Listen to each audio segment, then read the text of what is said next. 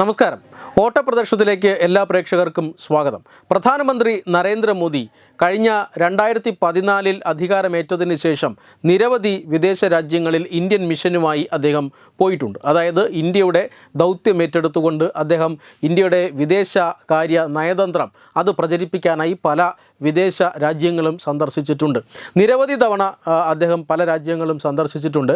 അദ്ദേഹം സന്ദർശിക്കുന്ന രാജ്യങ്ങളുടെ ഒരു പരിശോധന നടത്തിക്കഴിഞ്ഞാൽ, അദ്ദേഹം ആ വാർത്തകളിലൂടെ ഒന്ന് പരിശോധന നടത്തിക്കഴിഞ്ഞാൽ, ഒരു ഇന്ത്യൻ പ്രധാനമന്ത്രി ഇദ്ദേഹം പോകുന്ന രാജ്യത്ത് എത്തിയിട്ട് 40 വർഷം, 30 വർഷം, 20 വർഷം ഇത്രത്തോളമായി എന്നാണ്. അതായത് ഇന്ത്യ വിദേശകാര്യങ്ങൾക്ക് അല്ലെങ്കിൽ വിദേശ സന്ദർശനത്തിന് ഇന്ത്യയുടെ രാഷ്ട്രത്തലവന്മാർ അത്രമാത്രം പ്രാധാന്യം നൽകിയിരുന്നില്ല. പക്ഷേ നരേന്ദ്രമോദി ലോകം മുഴുവൻ സഞ്ചരിച്ചുകൊണ്ട് ഭാരതത്തിൻ്റെ സന്ദേശം എല്ലാവർക്കും നൽകി. അതിൻ്റെ ഭാഗമായിട്ട് ലോകക്രമത്തിൽ ഇന്ന് ഇന്ത്യക്ക് ഒരു മികച്ച സ്ഥാനമുണ്ട്.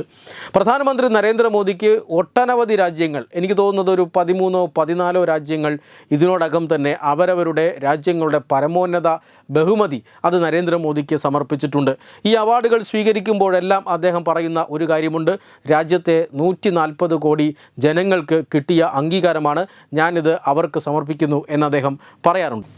ഇപ്പോഴിതാ ഏറ്റവും ഒടുവിലായി ബാർബേഡോസിൻ്റെ ഒരു പരമോന്നത പുരസ്കാരം കൂടി പ്രധാനമന്ത്രി നരേന്ദ്രമോദിക്ക് ലഭിക്കുകയാണ്. അദ്ദേഹത്തിൻ്റെ എക്സിൽ ഇങ്ങനെ കുറിച്ചിട്ടുണ്ട്. അതായത് ഈ ബാർബേഡോസിൻ്റെ ഈ പുരസ്കാരം, അതായത് ഓർഡർ ഓഫ് ഫ്രീഡം ഓഫ് ബാർബേഡോസ് എന്ന പുരസ്കാരം സ്വീകരിക്കുന്നതിൽ സന്തോഷമേ ഉള്ളൂ. 140 കോടി ജനങ്ങൾക്കായി ഈ അംഗീകാരം സമർപ്പിക്കുന്നു എന്ന് പ്രധാനമന്ത്രി നരേന്ദ്രമോദി കുറിക്കുന്നുണ്ട്. അദ്ദേഹം ബാർബേഡോസ് സന്ദർശനത്തിലൊന്നുമല്ല, അദ്ദേഹം ഭാരതത്തിൽ തന്നെയുണ്ട്.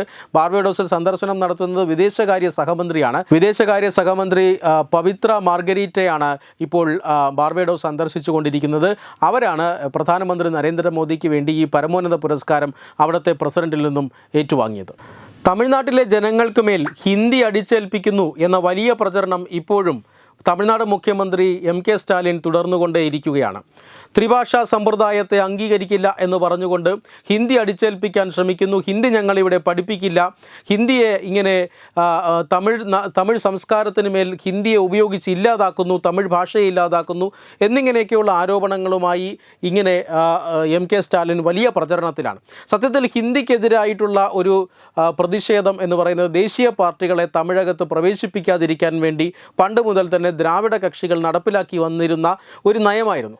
ഇപ്പോഴിതാ ദേശീയ രാഷ്ട്രീയം വീണ്ടും തമിഴകത്തിൽ വലിയ പ്രശസ്തി നേടിക്കൊണ്ടിരിക്കുകയായി ആണ്, വലിയ സ്വീകാര്യത നേടിക്കൊണ്ടിരിക്കുകയാണ്. ഈ ദേശീയ രാഷ്ട്രീയത്തിൻ്റെ കുത്തൊഴുക്കിൽ തമിഴകത്തു നിന്നും തങ്ങളുടെ അധികാരം നഷ്ടമാകുമോ എന്ന് DMK ഭയപ്പെടുന്നുണ്ട്. ഇത്തവണ പിടിച്ചു നിൽക്കാൻ വേണ്ടിയാണ് ഇത്തരത്തിൽ ഹിന്ദി എന്ന ഒരു വാക്കുപയോഗിച്ചുകൊണ്ട്, അല്ലെങ്കിൽ ഹിന്ദിക്കെതിരെയുള്ള ഒരു പ്രചരണം അഴിച്ചുവിട്ടുകൊണ്ട് സ്റ്റാലിൻ തമിഴ്നാട്ടിൽ പിടിച്ചു നിൽക്കാൻ ശ്രമിക്കുകയാണ്. എന്നാൽ അതിനെയെല്ലാം BJP വളരെ ശക്തമായി തന്നെ പ്രതിരോധിക്കുന്നുണ്ട്. കാരണം തമിഴ് ഭാഷയെ ഏറ്റവും അധികം അംഗീകരിച്ച ഒരു സർക്കാർ എന്ന് പറയുന്നത് അത് നരേന്ദ്രമോദി സർക്കാരാണ്. തമിഴ് ഭാഷയെ മാത്രമല്ല, അദ്ദേഹം ഭാരതത്തിലെ മറ്റു പല ഭാഷകളെയും അദ്ദേഹം ബഹുമാനത്തോടെ കാണുന്നു. കാരണം കേന്ദ്രം നടത്തുന്ന പല റിക്രൂട്ട്മെൻറ്റ്, സെൻട്രൽ റിസർവ് ഫോഴ്സിലടക്കം നടത്തുന്ന പല റിക്രൂട്ട്മെൻറ്റുകളും ഹിന്ദിയിലും അതുപോലെ തന്നെ ഇംഗ്ലീഷിലുമാണ് രാജ്യമെമ്പാടുമുള്ള യുവതി യുവാക്കൾ എഴുതിക്കൊണ്ടിരുന്നത്. എന്നാൽ പ്രധാനമന്ത്രിയായി നരേന്ദ്രമോദി വന്നതിന് ശേഷമാണ് ഇത്തരത്തിൽ രാജ്യത്തെ 13 ഭാഷകളെ കൂടി ഇതിൽ ഉൾപ്പെടുത്തുകയും ഇതിലേത് ഭാഷയിൽ വേണമെങ്കിലും, അതായത്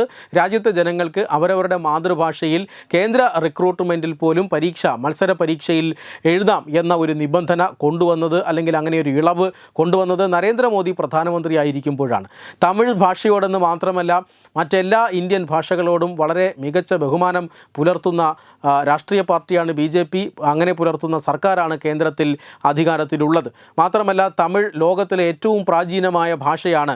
ആ ഭാഷ ഞങ്ങളുടെ രാജ്യത്തെ ഭാഷയാണ് എന്ന് പറയുന്നതിൽ ഞങ്ങൾക്ക് അഭിമാനമുണ്ട് എന്ന് പ്രധാനമന്ത്രി നരേന്ദ്രമോദി പലതവണ പല ലോകവേദികളിലും പറഞ്ഞിട്ടുമുണ്ട്. അതുകൊണ്ട് തന്നെ ഭാഷയുടെ അടിസ്ഥാനത്തിൽ ജനങ്ങളെ സർക്കാർ വില കുറച്ച് കാണുന്നില്ല, അതിൻ്റെ പേരിൽ സമ്മർദ്ദത്തിലാക്കാനുമില്ല. പക്ഷേ ഇത്തരത്തിൽ ഹിന്ദിയെ ആയുധമാക്കിക്കൊണ്ട് കേന്ദ്രത്തിനെതിരെ വലിയ പ്രചരണം നടത്താനാണ് ഇപ്പോൾ DMK ശ്രമിക്കുന്നത്. പക്ഷേ അതിനെ ശക്തമായ പ്രതിരോധം തീർക്കുകയാണ് കേന്ദ്ര ആഭ്യന്തരമന്ത്രി അമിത്ഷാ. അദ്ദേഹം പറയുന്നത് തമിഴ്നാട് സ്വന്തമായി ഒരു മെഡിക്കൽ എഞ്ചിനീയറിംഗ് കരിക്കുലം ഉണ്ടാക്കട്ടെ തമിഴിൽ എന്നാണ്. തീർച്ചയായും അത് മറ്റു ഭാഷകളിൽ പഠിക്കേണ്ടതാണ്. ഭാഷകൾ അത് തീർച്ചയായും അറിയേണ്ടതാണ്. ഇന്ത്യയിൽ ഏറ്റവും അധികം ജനങ്ങൾ സംസാരിക്കുന്ന ഭാഷ എന്ന നിലയിൽ ഹിന്ദിക്ക് പ്രാധാന്യം കൊടുക്കുക അത് സ്വാഭാവികമാണ്. പക്ഷേ മാതൃഭാഷകൾക്ക് പ്രാധാന്യം കൊടുത്തുകൊണ്ടുള്ള വിദ്യാഭ്യാസ രീതിയും അതുപോലെ തന്നെയാണ് തൊഴിൽ രീതിയുമാണ് ഇപ്പോൾ കേന്ദ്ര സർക്കാർ നടപ്പിലാക്കിക്കൊണ്ടിരിക്കുന്നത്. പക്ഷേ ഇത് മനസ്സിലാക്കാതെ രാഷ്ട്രീയ നേട്ടത്തിനു വേണ്ടി സ്റ്റാലിൻ തമിഴ്നാട്ടിൽ ഹിന്ദിക്കെതിരെ വികാരം ഉണർത്തിവിടുകയാണ് എന്നാണ് ഇപ്പോൾ അമിത്ഷാ അടക്കമുള്ളവർ ആരോപിക്കുന്നത്. എലോൺ മസ്കിൻ്റെ സ്പേസ് എക്സ് അമേരിക്കൻ ബഹിരാകാശ രംഗത്ത് പ്രവർത്തിക്കുന്ന വളരെ ശ്രദ്ധേയമായ ഒരു സ്വകാര്യ കമ്പനിയാണ്. സ്പേസ് എക്സ് ഇപ്പോൾ ചൊവ്വയിലും അതുപോലെ തന്നെ ചന്ദ്രനിലുമെല്ലാം ആളുകളെ എത്തിക്കാനുള്ള ശ്രമത്തിലാണ്. ഇതിൻ്റെ ഭാഗമായിട്ടാണ് സ്റ്റാർഷിപ്പ് എന്ന പദ്ധതി എന്ന ബഹിരാകാശ പദ്ധതി മുന്നോട്ട് കൊണ്ടുപോയിക്കൊണ്ടിരിക്കുന്നത്. അതിൽ 8ാമത്തെ പരീക്ഷണമാണ് കഴിഞ്ഞ ദിവസം നടന്നത്.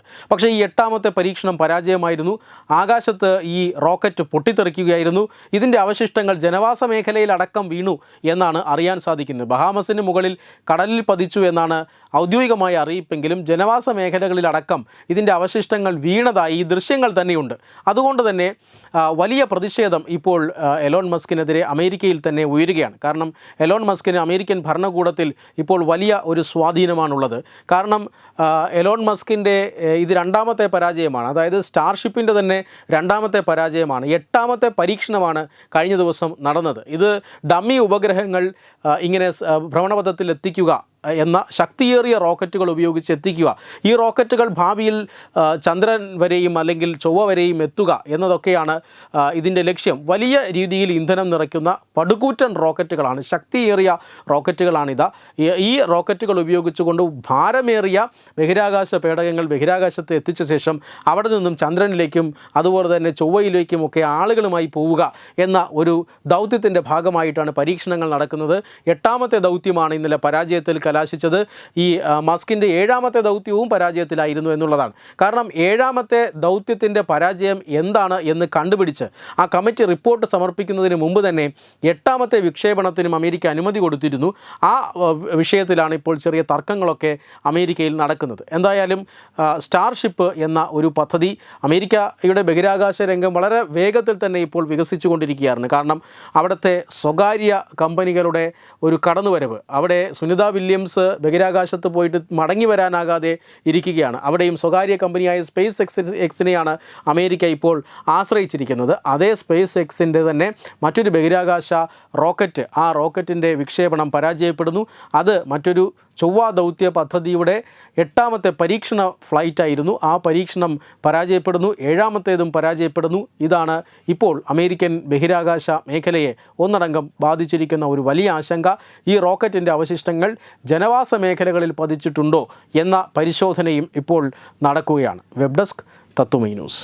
Online executive education, focus, physiotherapy centre Pattom, Unnat engineering Gujarat, തീർത്ഥയാത്ര.com, അയൺ ബിൽഡ് ഗുജറാത്ത്.